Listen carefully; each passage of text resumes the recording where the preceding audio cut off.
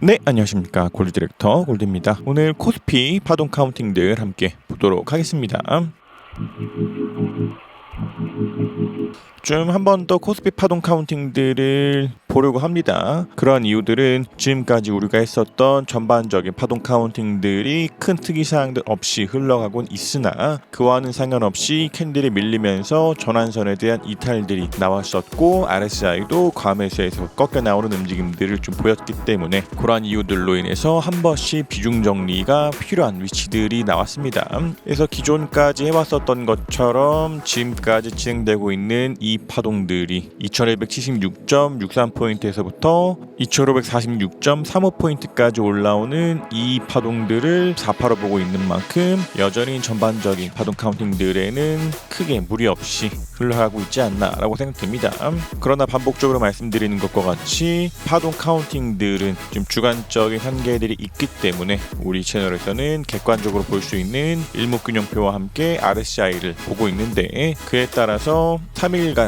주가가 연속돼서 하락되면서 전환선에 대한 이탈들이 나왔고 RSI도 과매수에서 꺾여 들어왔기 때문에 이런 위치들에서는 다시 한 번 더 올라간다 하더라도 이 구간 동안에 트레이딩 하셨다 하더라도 비중들을 20% 내지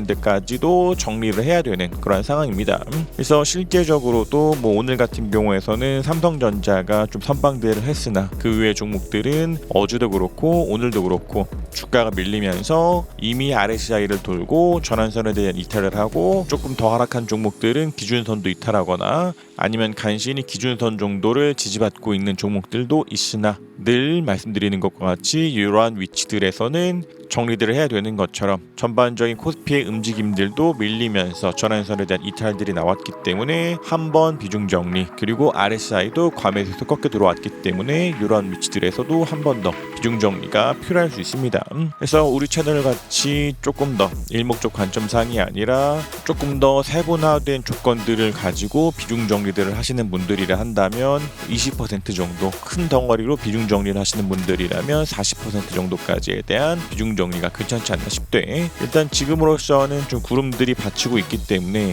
계속해서 구름들이 받치면서 만약 이 뒤로 밀리지 않고 이전에도 말씀드렸던 것과 같이 요것이 진짜 C고 만약 이것이 1이고 이것이 2고 지금 진행되고 있는 이 파동들이 3이어서 이 뒤로 4가 있고 1파에 대한 고점들을 이탈하지 않는 내에서 한 번 더 올라가면서 어딘가에 대한 고점들을 돌파하고 그와 함께 1, 2, 3, 4, 5로 보이는 움직임들이 보인다면 한 번 더 충격 파동들로 볼 수 있는 기대들을 가질 수는 있겠으나 아직까지는 그만큼의 시나리오가 흘러가지 않았기 때문에 지금까지 했었던 C의 4파에 대한 파동 카운팅들은 그대로 유효하지 않나 라고 생각됩니다.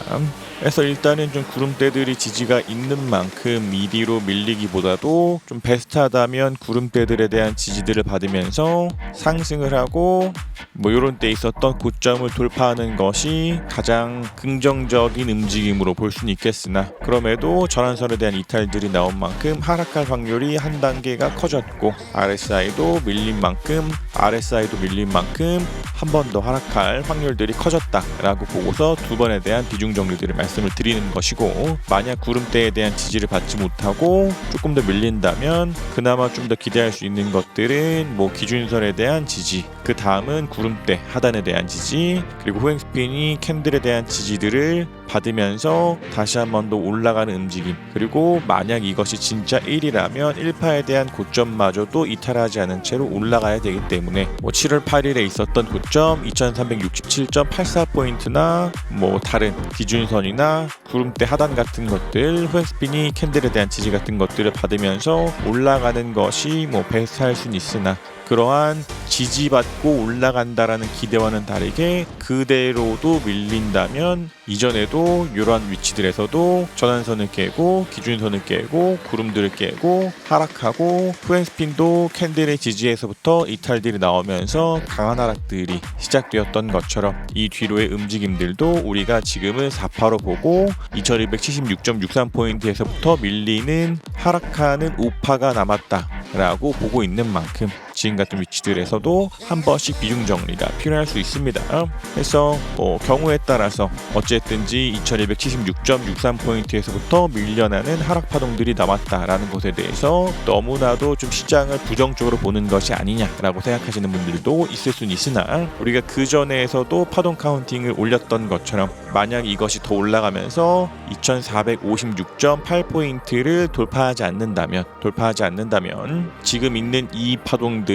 4파로 보는 것이 아니라 3-5의 4로 보아서 3의 5에 대한 1, 3의 5에 대한 2, 3의 5에 대한 3, 그리고 3의 5에 대한 4로도 볼 수 있는 만큼, 이전에도 말씀드린 것과 같이 요렇게 파동 카운팅들을 한다면 3의 5의 1인 2456.8포인트를 돌파하지 않고 밀린다면 지금 있는 이 파동들을 3의 5의 4로 볼 수 있다고 말씀드렸던 것처럼 8월 16일에 있었던 고점이 2546.35포인트로 조금만 더 올라간다면 이것을 B로 보건 아니면 4파로 볼 수 있는 기대들을 걸어볼 수는 있겠으나, 그렇게 올라가지 못했고 지금 밀리면서 전환선에 대한 이탈들이 나온 만큼 앞서서 봤었던 지금 있는 이 파동들을 4로 보고 밀리는 5로 남았다가 아니라 지금 있는 파동들을 3의 5에 4로 보고 있는 만큼 밀리면서 이전에 있었던 저점인 2276.63포인트를 밀리는 하락 파동들이 있고, 그것을 가지고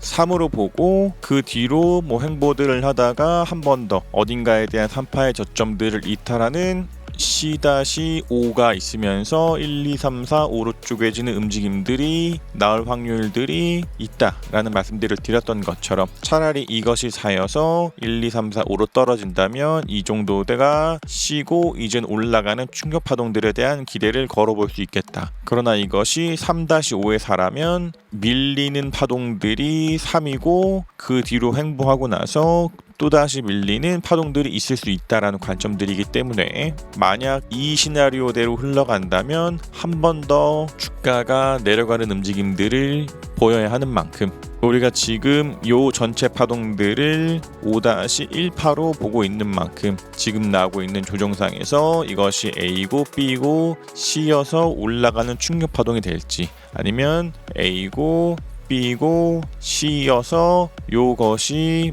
커다란 A고 그 뒤로